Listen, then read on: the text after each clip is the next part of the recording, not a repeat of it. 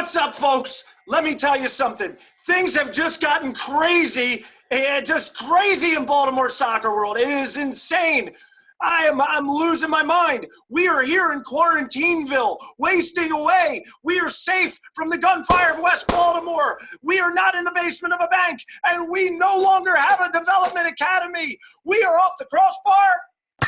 Miz, tell me what is going on, brother? It's a big day, man. It's a big day. The U.S. Youth Development Academy is absolutely finito. What? But, you know, on the contrary, 5 minutes later, the MLS Academy is born today. Or it was actually yesterday. But, yeah, I mean, we'll see what happens. There's a lot of details to work out. There's a lot of kids and families involved that you feel bad for. They were awful for. Yeah, so hopefully things shake out and everybody, you know, gets a new home and we'll go from there. But just another circus from U.S. soccer as a whole. It's disappointing, and I'm almost speechless. Well, let's look at their track record, all right?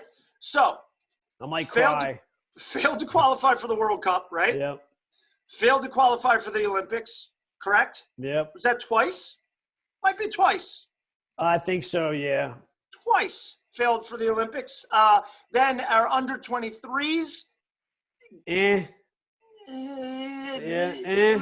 Was it the 19s or the 23s that we watched in the Youth World Cup, and they just they were just pathetic? I think that was the 23s, but the 19s had a couple good games here and there. But again, though, and to be fair, I mean, even, you know, since – what was it, 2002 when the U.S. made the quarterfinal in the World Cup? Since then, even if we did get in, I mean, it was basically, you know, we were an easy out, not really competitive. It's been okay. A struggle. Well, we've had this development academy that's supposed to be developing the next wave of talent. And what has developed? It's a great question. Nothing that I know of outside of a few guys. You would figure – you know, with all the players in the academy and all the development that's going on, by now we would have like at least a pool of like 30 guys who would be maybe not as good as the best from Brazil or the best from, you know, the European countries, but certainly 30 guys that would be able to compete and get, you know, a result here or there, and it's just not happening, and it's just disappointment. And I'm going to tell you the thing that pisses me off. What's that? Somebody's going to say, Christian Pulisic. And yes, that is true. Christian Pulisic is one of the best players in the world, in my opinion. And you just said the operative word in that whole sentence. He's won. He's won. But he got better playing in Europe. Yeah, he played for PA Classics. I think he might have played for somebody else in the DA, but it's like Red Bull or it was a short window. It wasn't like they picked him up and found him and fostered him. That kid got better playing in Europe. But through all that one player that they named, okay, we'll give you that. Look at the amount of money people paid into the Development Academy, and this is the part that pisses me off. For that one person, look how many people got paid.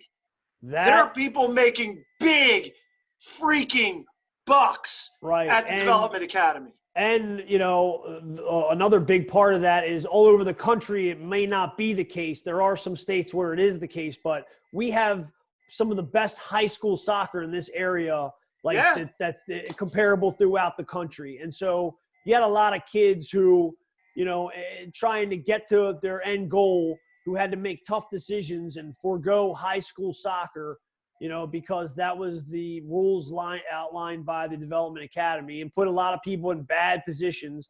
And not that, you know, high school soccer is going to save you. It's going to make you whatever it is. It's not going to get you to where you want to go as far as like recruitment level. But you still, you lost out on that opportunity, and you lost out on the chance to make that decision for yourself, because you couldn't even make that decision before. It was made for you. It was made for you. And that drives me up a wall. In theory, the Development Academy is brilliant. In practice, it was a resounding failure. And what hurts the most is that they didn't fix it. They just let it fail and said, yeah, MLS, you take it. Absolutely. And again, I mean, it's like I say, it's another part of the U.S. soccer circus. It really is. I mean, they can't get the men's team right. They just basically, encouraged and persuaded these girls teams, to come in from 3 years ago. Right. And now they redirected, made the adjustments, came into the league, and now the league's full. I mean, it's just laughable. It just is. And I don't know, they're kind of playing a little close to the vest right now as to whether it was money was the driving issue, whether there was another issue. But I've also heard that it was because the boys' academy had so much funding and the girls didn't have as much. And so they scrapped the whole thing. Just fix it. But that was your chance and you blew it. You blew it. And, another sad part of it is in the actual press release, it basically outlines that some of the blame is contributed to the pandemic. It's like, come on, brother. You know, I mean, you developed one notable player on the men's side because of the pandemic. Yeah, it was the pandemic. So it's going to juggle the landscape for sure. I mean, and locally, we have a development academy in the Armor, and there's going to be some shake up there. Now, whether they go into the new MLS league, we'll have to wait and see. But it's just the sad state of affairs for all the people involved in it. I tell you what, if I were a kid that gave up my senior year of high school playing for my school, especially if it was a private school like a Curley or Calvert Hall or McDonough where they get all those fans, if I gave that up for a league that doesn't exist when I'm going into my last year, I'd be pissed. Yeah, I mean, I hate to say you don't want to have any regrets, but to be fair, at that time they were just making decisions based on the information they had, and nobody kind of made that decision. Coming, I hear you, but I'm sorry I didn't mean to interrupt, but they had to make that decision because there had to be a decision made. Sure. And U.S. Soccer shouldn't have put them in that spot to begin with. Absolutely. Yeah, I mean, it's just, and again, we'll see what happens. I've always been a guy that sided with the mentality of, and the idea that we have the best football players. We have the best basketball players. They can all play high school. You know what I mean? It's not about that. It's the other things that you're doing. It's the unorganized stuff, and it's the way you structure the things that you do, and the mandates, and the geography, and everything else that has to do with our system and how it's flawed. And hopefully I got it. Yeah, I agree. Well, Miz, we got to get a question of the day in. There it is, the logo, the mystery question of the day. What you got cooking for me? By the way, it's not just the mystery question of the day. It's the Ideal Health Chiropractic mystery question of the day. It is. Go ahead, Miz. I'm telling you, all this sitting around, I'm going to need some serious adjustments, right? Dr. Adam Maddox, he's going to come in. Man. You could be in some bad shape, but the piriformis could flare up, It's like having a grapefruit on your ass cheek. But so I'm missing sports, coach, and I'm not only missing the competition, the joy of victory. Or what is it? Thrill of victory. The thrill of victory and the agony of defeat. Right. But there's also the other things I'm missing, like the mascots. Right. Right. Mystery question of the day: what's the best sports mascot of all time? The best of all time? And only if you truly believe it can you be a real homer and say the Oriole bird. I mean, but if you really believe that's fine. I'm going to say the San Diego chicken. Okay. The San Diego chicken was revolutionized mascottery. I'm telling you, the San Diego chicken was did to mascots what the Beatles did to rock and roll.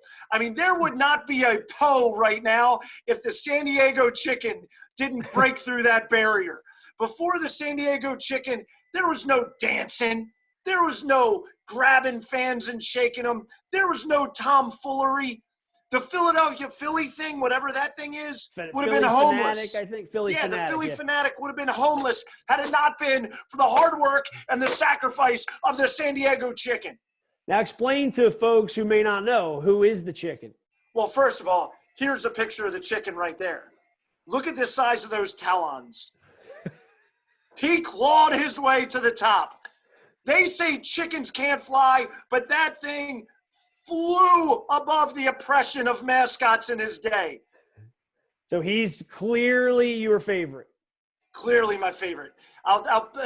Here's a little highlight of the San Diego chicken.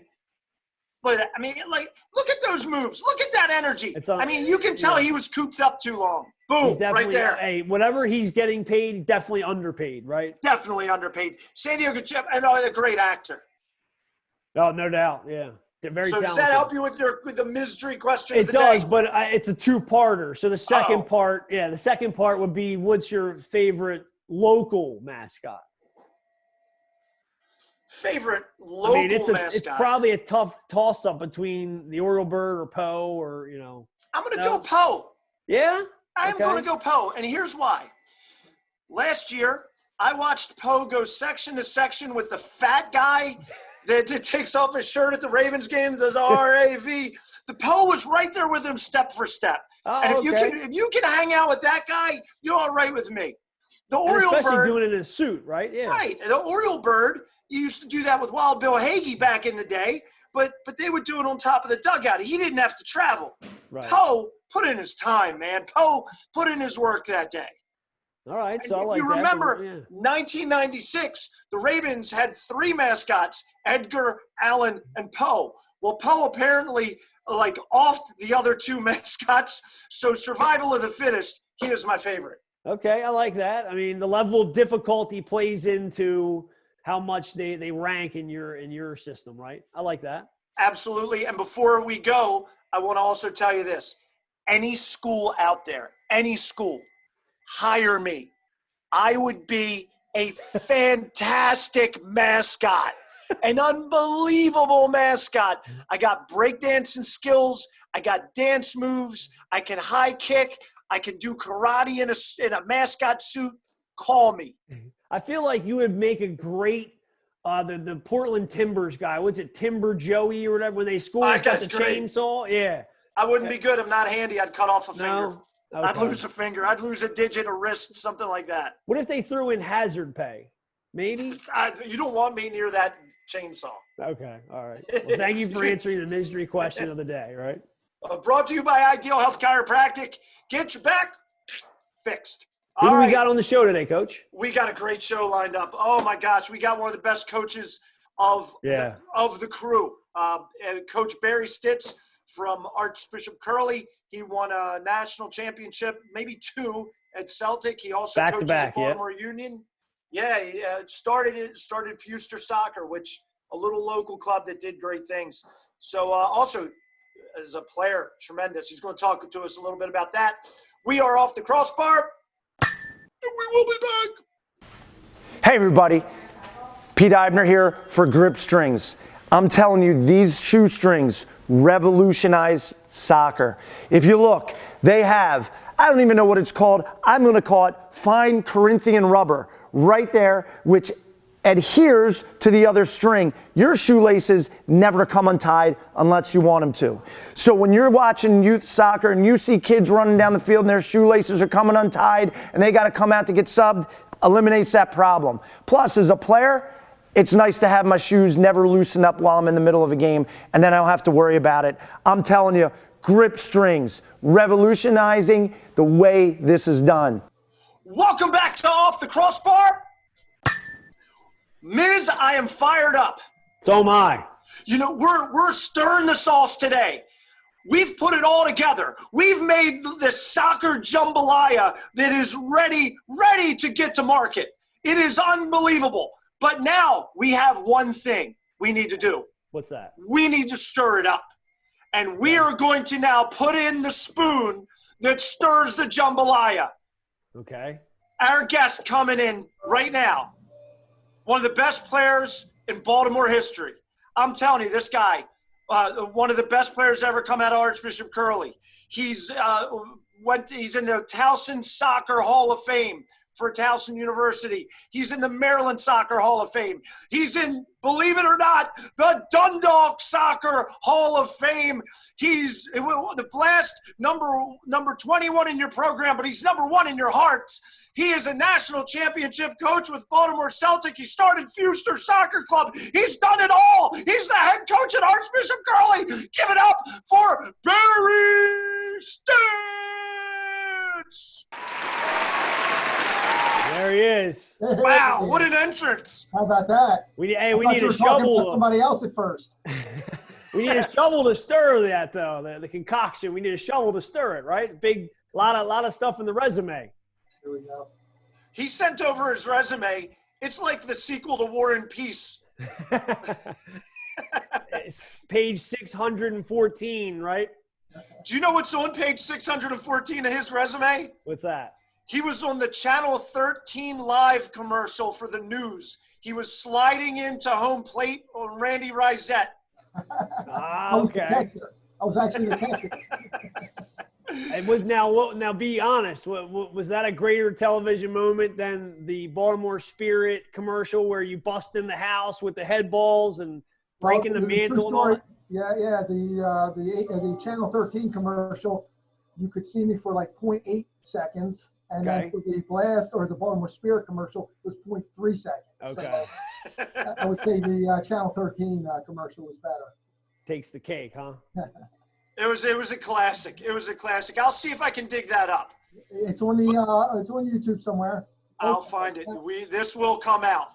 Miss Morgan, get on the job. Find me that video. Dig it up.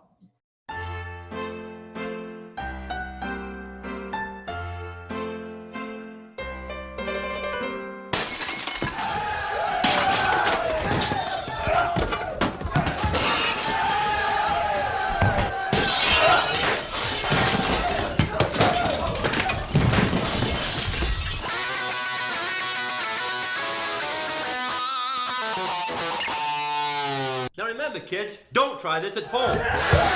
So, Bear, welcome to this show, man. It's great to have you. I hope you're doing well. I hope your family's safe. You are catching us in a whirlwind day of soccer. What's going on in your world before we start grilling you? I'm still getting into work most days for, I guess, a partial work day. One positive, I guess, that's come about this stuff is it slowed the schedule down. We're not running the tournaments and practices and games and parties and things like that. So it's been a little bit more family time. We're eating dinner together. I'm, I guess, one of the lucky few. I got a nice big field out back of my house with goals and nice surface. So I've been out there working my 3 sons. I got 3 boys that all play and been working them out. So it's, that's the one thing that's come about this thing, that you get a little bit closer with your family again. So I'm trying to keep busy. I'm ready to go and get back out on the field and coach, though, I can tell you that. Yeah, for sure. Well, before we talk about like your coaching career and all that, I just wanted to ask you, because it's pretty interesting for guys who have the player background that you have, but like, what is one of your favorite memory takeaways from being a player at the level that you reached?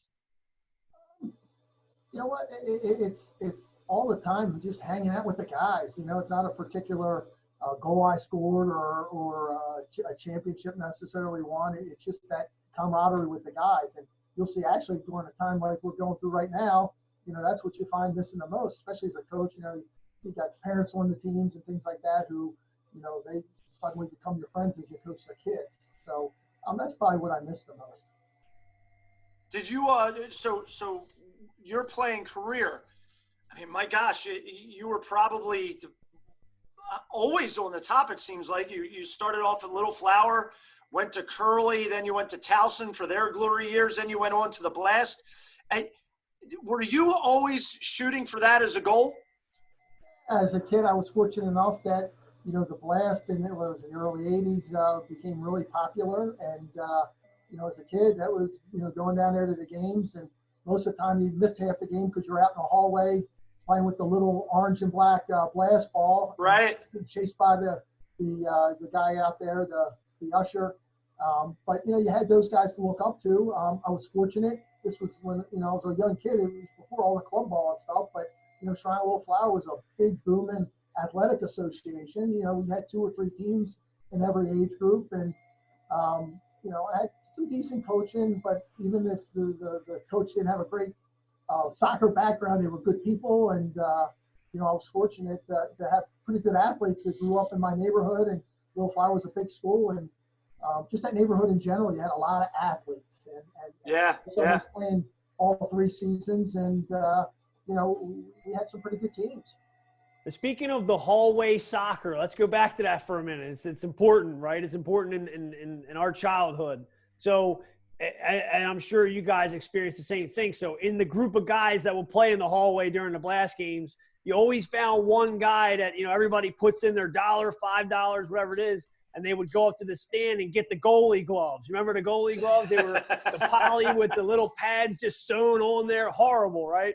So who is the guy always getting the goalie gloves for you? Oh, geez.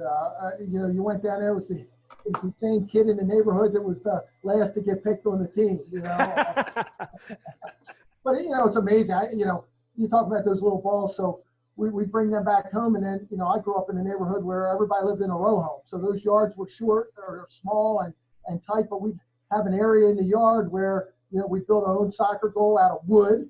And the net was somebody's old sheet that you would nail the sheet to the wood, and then here you have your smaller indoor goal, and picnic tables were the boards, and we used to do that every day, until that ball popped or went into the yard where had the dog that would pop a hole in it, But Right. The old lady that wouldn't give it back, that was a big one. In my neighborhood, her last name was Turkin.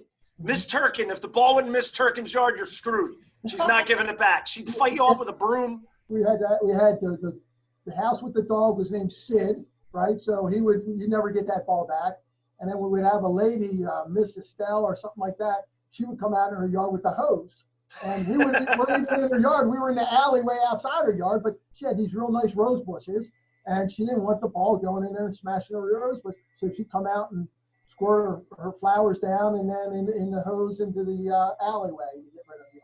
It's funny that we're talking about this because even though this goes back to, the early 80s, mid 80s, whatever it was, like that's what kids are experiencing now with all this stuff. They're figuring out like how to train themselves and how to play themselves, how to be creative and build things in the yard to help them, whether it's a wall or a goal or whatever it is. It's just funny how things come full circle. Whereas, 2 years ago, if you're not dragging the kid to practice, very few kids would take that initiative. I'll say this, the club I'm with right now, coaching with the union, they're doing the daily training sessions. Some are live, some are taped, and I know Celtic and Pipeline, they're doing that, working with a group that does this. So I think the kids, if they're doing what they're supposed to be doing every day, getting a half hour in, a lot of the technical work's really going to benefit them, with the touches. They're probably getting in more touches if, they were going to school and even training 2 times a week. So, again, like you said, being creative, it's a lot of people in their basements are moving furniture around and things like that. But, again, hopefully they're taking advantage of it and getting creative. So one of the things I think is neat about your playing career is, you played for Little Flower, and then, you went to Curly. You made varsity, I think, as a sophomore, if memory serves.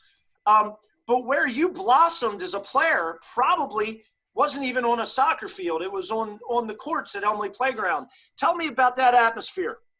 Well, as far as soccer-wise, I think you could characterize me as maybe a little late bloomer in terms of physically, and I think as playing for Little Flower, I was always one of the better players. And going into high school, about sophomore year, I did make the varsity, but I was a small guy, didn't play a whole lot. And junior year, I was pretty average, but I was a soccer cat, always playing all the time. And then between the junior and senior year, I had a nice growth spurt, and that even continued into the first 2-3 years of college. I got bigger and stronger, but all the things that I did, I always played, and that's what I tell my kids all the time. The kids I coach, I was always playing. Things weren't structured. I didn't have the level of practices that we're able to give the teams we coach now in terms of how it's organized. And the fields they play on are really nice most of the time. But I was always playing. I was playing for 5 different indoor teams. Yeah. You mentioned the courts. That was a huge part of our development. whether, we played up Elmley Playground. We played in our back alley with street cones, if you hit the cone. But when summertime came, it was, especially when I was at a certain age, we were going up there every day to play. Every day to play for 3 and 4 hours. And it wasn't always the highest level, but you had every kid in the neighborhood, and, some were good and some weren't so good, but all the kids played. And, it was a lot of fun, but it was also, just touches and touches and touches. And there was some compete up there as well. You used to the kid, that lived nearby that could always, because he always practiced hitting it between the posts, he could hit it between those posts from anywhere on the court, So there was a guy up there that I remember. He probably wouldn't have played on a club or anything like that, but if you put him on Elmley Playground, you wanted him on the team because he could bank the ball off the walls and get it between the posts. His name was Jimmy Darby, I think. Yeah, I remember Jimmy. Yeah. He was unreal at it, Adam. It was crazy. Like, he'd be on his half of the field, 2 guys on his back, and he'd bank the ball off the wall and it would go in. It was crazy. He had it down to a science, huh? But if you had to watch over there near the wall because there was dirt. And whenever it would rain, that dirt would kind of come out on the court, so it was a slippery. Yeah. I love it. Like, walk us through some of the guys that you played with, because I remember going there, and there were times when it was on, and people were there. It was great. It was like a who's who. So tell us about some of the guys you played with at Elmley. It was obviously a lot of the kids from the neighborhood, maybe guys that didn't go on and play even in high school and college. But, it was always my neighbor, Randy Risette. I played with him all the time. You'd be lucky if you got up there and some of the older guys like Dan Rose were playing. Yeah. In that game, Jason Dieter was always up there. I remember Franco Pastore. He was a little kid. He was younger. Right. Up there, geez, you'd have a couple of girls that were pretty good players in the neighborhood. They jump into games. Tom Nokar, I could remember him. Jimmy Darby. You just had a ton. And then as you got older and you were in those high school years and guys could drive, then all of a sudden guys were driving in, and you play. It wasn't lighted except where they had the little building there that had one light that came off of it. Right. And that would kind of shine onto the court a little bit, but you play out there, into 8, 9 o'clock at night. Yeah, I mean, it was a really neat atmosphere, and you look at the success a lot of the kids had that played there and went on to play. I mean, there was a lot of good guys that grew up in that neighborhood that went on to play, college soccer. It's fantastic. And in fact, like Tony, the Masons, you had Chris Mason, Steve Mason, Tony Mason. To play up there, yeah. Yeah, it was just it was like a thing. If you got up there and it was a good day, you better bring your boots. Definitely, probably a great way to develop into being the player that you became. And then so from your playing career, obviously you went on to play with the Spirit, the Blast. How did that transition into coaching become? Like, how did that materialize? I think, I got to age, I was 30 years old, and my wife Teresa was pregnant with our first son Ben, and I started getting scared. Financially, I was doing okay to get by, and she was working as well. But then you start, with that baby on the way, you start looking at, hey, what am I going to be doing 5 years from now? And I still, soccer's been a big part of my life, still is, and I knew that I had wanted to continue doing something, and certainly coaching was a way to do that. And I was blessed that, I actually took over at Curly for Pep Perella, who had stepped back after an unbelievable career here. And my first year at Curly, I was actually teaching and coaching. And, that was a way to continue on. And after my first year here, actually, position that I'm currently in fundraising, vice president for development, opened up, and I've been doing that for the last 19 years. And at the same time, been able to continue to coach at the high school level, which has been great. And then, my sons started getting old enough to play, and I've always coached them through the years as well. Very cool. There's nothing like that. I mean, being able to be around your kids as long as you feel like, I always wanted to evaluate, my performance around my kids and make sure, hey, look, I'm not favoring them or babying them or anything like that. And it's very hard to separate from the coach and father role, but as long as you're happy with that, and obviously you've been and your kids have all developed, except for obviously your middle one who really likes hockey and wants to excel in that. But you didn't sell him on the soccer idea, right? But he's still a good player, though. Hey, I shouldn't reveal this, but there's still a chance he might make his debut next year. We'll see. Ooh, okay. If we can get a season in. All right. No official announcement yet, but we'll see. Well, look, if he started off in hockey and he makes his debut, are you talking about a curly? I would love to. This is what I want to see. First game, he's wearing gloves. He throws him down, starts squaring him up, give him the business. Like the Hanson brothers. That's what Curly needs, the Hanson brothers. Oh, man. Well, hey, not anytime soon. They're going to have the latex on the mat. You're going to have to play with masks first, right? They're going to be playing in a bubble. But so Bear, you've coached your sons. You started your own thing, and I think this is one of the coolest stories in local soccer. You started Fuster Soccer Club, which not affiliated with any of these bigger clubs. You stayed your own little island. Tell us a little bit about that and the success that you had. Jason, I was fortunate to win a couple of national championships, coaching incredible kids with Celtic. But probably, if you ask me what was my greatest accomplishment as a coach, it would probably be, the Fuster team at under 15 making it to the national final. Unfortunately, we lost. But, my son had played his first year at 5 years old with the school team, St. Joe's Fullerton, and did the rec soccer there, it's in-house CYO league. And then he was 7 years old, and I said, you know what, it's time to let's take this to the next level. And there were some good clubs around as well. But, I had worked at Curly. I said, well, you know what, we got a field here we can use. We got a gym we can go in and use in the winter. So I wasn't anti-club by any stretch, but I thought, well, why are we going to, pay these fees to be involved in the club when we could do it at Curly? And what we did was we had the number of players. Here's our expenses. We split it by the number of players, and boom. So we were probably, $800 to $1,000 less, a year than you would, playing somewhere else. And there was no tryouts. There was Danny Rose, who I grew up playing with, right? He had a son my age, and said, "Hey, Dan, bring your kid out." Jeff Knapp, who was a year behind me at Curly, right? I knew him through my Curly days, and he lived in the neighborhood down the street, and he had a kid that was, I could bring him out. Chris Burton, who I played slow pitch softball with, he had a kid my son's age and was playing with Perry Hall Whitemarsh. So it was one of these all calls, and guess what? Bring your friend too, and that's how we started. We got 2 or 3 kids that had played together. A guy played softball, so we trained them. There wasn't a tryout. We got a couple other players along the way, and we never made any cuts. And to me, that's development in its purest sense. Here's the kids I was dealt, and Coach Dan Rose worked with me. We were co-coaches. I wouldn't take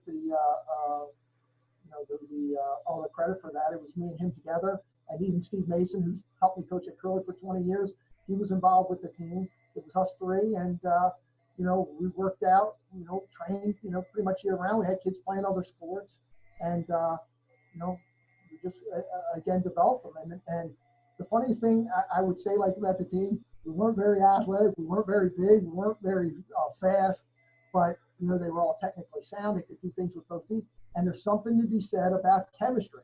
Even at those ages, kids played together. And huge. One of the things we did, and this was, look, it was my first getting into coaching. I had coached Curly for a number of years, obviously, but coaching 7- and 8-year-old kids, this was new to me as well. And I said, you know what, Adam, if we went up to Emily Playground, or we went up to Honeygo to play on the turf fields, and it was all guys that had played soccer before, and we were playing 6v6, you wouldn't say, hey, I'm playing center forward, Adam, you're playing left back, or whatever. No, we just go out there and we would play. So when we started out playing the 7v7, all right, all we did was, we didn't give the kids positions. The only time they were in positions when we kicked off, right? So we kicked off, we did the 3 and 3 and a goalkeeper, right? They rotated all the time. So, we score a goal, right? They would run back, and whoever got back to whatever position, that's what they played. And it was never keeping 3 guys in the back. And, initially, we gave up goals all the time because the other team had 2 guys staying up top, and we had all 6 guys. Right. right? But by doing this, there was never a kid who was always playing on the left side of the field or the right side of the field or always playing up top. They were playing everywhere. And what was amazing when we got to the point where, you had to start, figuring on positions, it was really already answered for. There was kids that gravitated to, maybe didn't have, didn't get up and back or what, kids could play on both sides of the field. So it really worked out. We added a couple of kids when we went to the 11v11. Again, we were successful, and it looked like we were getting to the point. I mentioned that under 15 year. It looked like we were getting to the point where maybe we're getting passed by a little bit because all these other clubs around were always adding players, getting rid of players, adding players. And, that's the reality of it. Everybody's looking to get stronger. Where we had that same team, and then boom, we hit the regional, and there were several teams that had started to get our number a little bit, and we just started clicking, and we won our regional, and again, we had to do it the hard way. Won the state cup, went through the regional, and then to the national, and we made it to the final, lost to Sporting KC. And this was even at a time where, it wasn't watered down as much with the academy, type thing. We were playing their team, which was going to be their U16 academy team the next year. Right. It just shows you something. There's something to, taking a group development, having that chemistry. We never relied from day one. We never relied on that kid that was bigger, stronger, faster, that we always needed to score goals, so he would hang up and kick it to him. So right. We had to play, and everybody always knew that we moved the ball well. Again, possessing the ball doesn't mean you're a great team, but we moved the ball well and could possess it, and that could offset some of the athleticism that we lacked, or playing against the kids that were bigger, stronger, faster.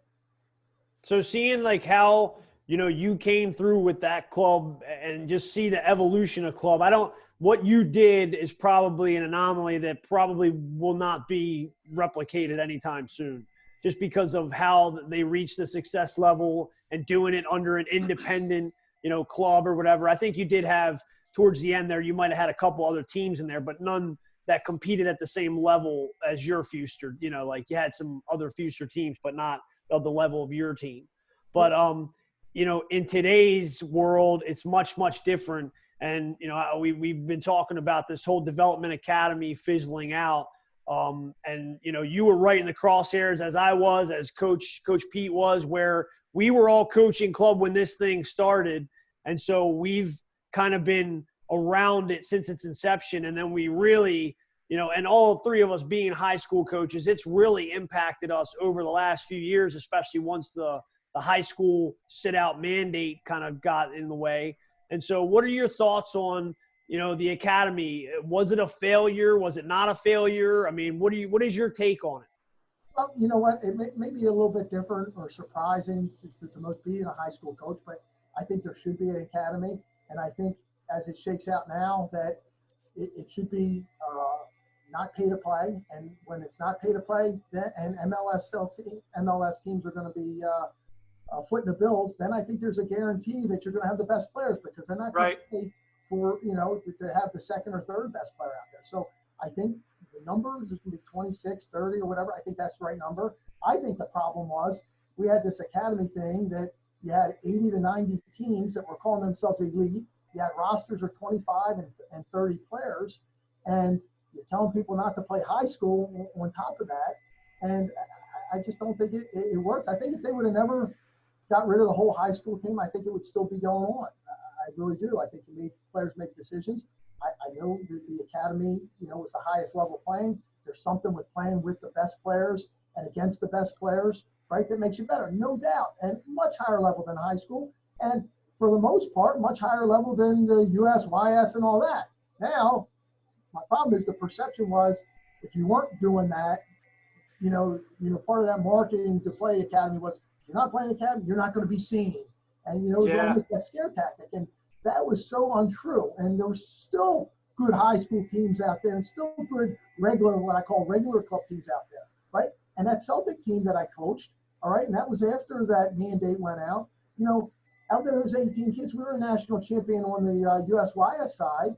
And there ended up being, I think, 16 of the 18 went on to play in college. It was like 14 of the 18 or 19 went and played Division I.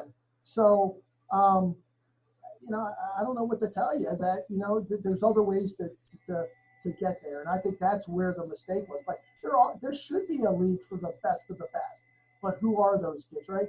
If you're on a 25 or 30 man roster, you're playing 10 minutes a half, or you're only playing against the weaker teams. I know you're getting better from the practices, but how are you going to get better that way? And, there was also stuff that came out that, we're practicing 4 days a week. Well, I think at the end, a lot of them weren't doing that. I think there was the, mandate, your practice plan's got to be turned in before every practice. And I think there was some real guidelines to this thing. And I think by the end, none of that stuff was happening. And Right. if you're a non-MLS team, and even some of them, that pay to play, it got very expensive. So I was never anti-academy. And I think, again, the level, but it's got to be done right. Bear, and you brought up a great point, because the one thing that bothered me the most about the Development Academy is that they marketed it to players, and the way they marketed it was, if you're not with us, you've thrown away your future. And so you look at it now, and those players believe that. They bought into that. They held on to that, and they're going academy, and they've sacrificed time, money, teammates, teams in some cases, gave up their high school. And if you're in the middle of it now, for what? Then they pull the plug. So, and by the way, shame on the U.S. Development Academy, because you know how people found out? They found out through Twitter before the announcement was made. So they obviously leaked it out. That leak got passed around. So if you're a player on the girls' side or boys' side on the Development Academy, you're getting this through social media without having any previous knowledge of it. All you know is soccer's canceled because there's a pandemic, and then all of a sudden your league is canceled and your team has been maybe dismantled, maybe not. That's got to be hard. Yeah, I think you saw the early signs of that last year, right before the season, when none of these teams knew, but they split the groups up. So there was the academy teams and then some of the other stronger teams in it. And then academy teams. Yeah. And then there was a second division, still academy, but it was the teams maybe right. Not as strong. And they found out at the last minute. Yeah. So you had academy teams, and then underneath that you had academy teams, And I believe that it could work. I look at some players that I know that are up in Philadelphia right now, playing for the Union. Well, probably not right now, but they play for the Union that do a tremendous. They've just gotten tremendously better, and they were good to begin with.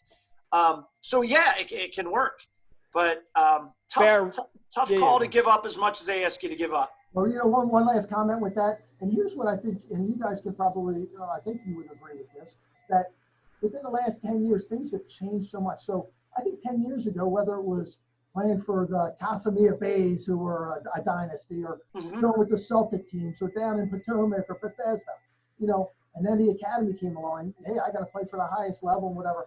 I think the goal was always, I'm going to do all that, and the carrot at the end was that Division I scholarship. Right. Now there's a real change in that, where that carrot now for a lot of kids is playing professional, and because you have the MSL, MLS, bigger and stronger, and then you got the USL, which is a pretty high level. And yeah, for sure. And guys can go out there and they can make enough to live off of, and at least they give it a shot to see if they can go to the MLS level, right? So now kids, I think, really are, the goal is to play professionally. Yeah, I always wanted to play professionally, but it's the goal was to get that scholarship, right. Want it or not, people chase around the investment of it's going to pay off because I'm going to get a scholarship. And we all know how hard that is. But I think now kids are looking to play professionally. So they're going, and right out of high school, they're signing with a USL team. All right. Instead of college. So I think that's the change. And I think for kids to do that, then they probably have to be together somewhere where they're playing against the best of the best. They're training more than 2 or 3 times a week. All right. They're maybe they are somewhere where they're living there and they're going to school there and all that. But again, it's got to be done right. They can't be footing the tab, because again, then it starts looking like money grabs again. So I think there's a place for it. It's just got to be done right. It's funny you say that. I wanted to get your thoughts on something. The U.S. men's national team, total disaster. The academy, which was supposed to be this big development monster that's going to propel us into the future. And you've seen where that's gone. If they take Coach Barry Stitz tomorrow and put you in the driver's seat of changing U.S. youth soccer, men's academy, so forth and so on, what do you do? Well, I'd start that by saying it's kind of mind-boggling how, you take this and you look back 20 years ago and 25 years ago and to say that we're no better, or, maybe technically we are, maybe the brand of soccer might look a little prettier, but result-based that we're not, where we were even. And, I don't think there's a silver bullet answer. I don't think, get rid of high school soccer because kids are taking a step back for the 2.5 months they're playing without really seeing the benefits of it too, Right. But to answer your question, I don't know. That's a tough answer. I do think there's a spot for the academy. I think it's got to be done the right way.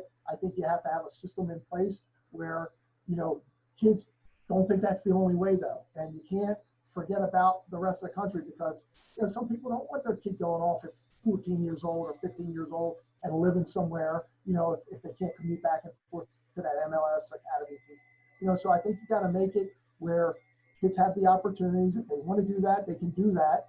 But if they don't want to do that, right, and they want to have a normal life, then you got to find ways for those kids to continue to develop.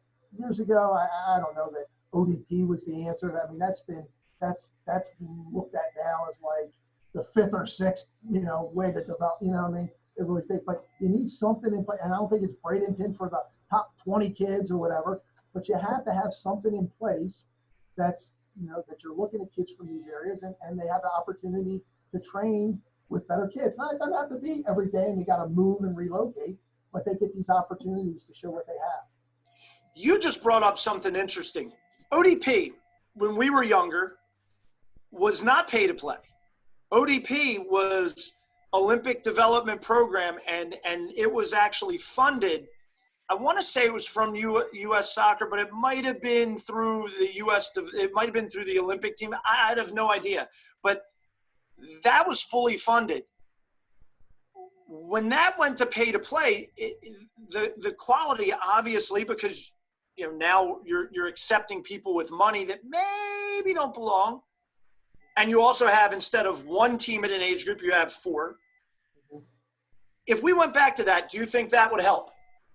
Again, if it's done the right way, if I'm playing for my club team and we're my academy team, and we're national champions or certainly in the top 10%, and I'm going and playing ODP, and my club team's better than my ODP team, it's not going to work. Again, Right. It's going to work. It can't be pay to play, right? You got, and listen, back to the pay to play. The MLS teams, right, can afford. Not saying can afford. It's a big price tag no matter what. But when they cover the expense of these kids playing, thing they're looking for is, hey, here's a kid that can eventually play for us, or maybe we can sell them at some point if that happens. Well, if you're a regular club, or say for Baltimore Armor, for example, it's got to be pay to play, right? If your kid's taking dance lessons, you're paying for them to get dance, Right. When you do that, that's got to be the case. But I guess getting back to what we were originally talking about, I think ODP can work. Again, if you want to get the best players, everybody's got to be able to afford it. You got to have good coaches in place. And then from picking the state teams, you used to go then to the regional thing where you're playing Virginia and whatever. Yeah. And then if your team won that, you would go to nationals and play the Final Four. But within that regional thing, you had coaches there that were evaluating. So, again, you got bad states out there too. The level's going to be lower. But you had coaches out there that were evaluating kids, and then they were picking the region team from that. Yeah. I think what was it called? The soccer festival?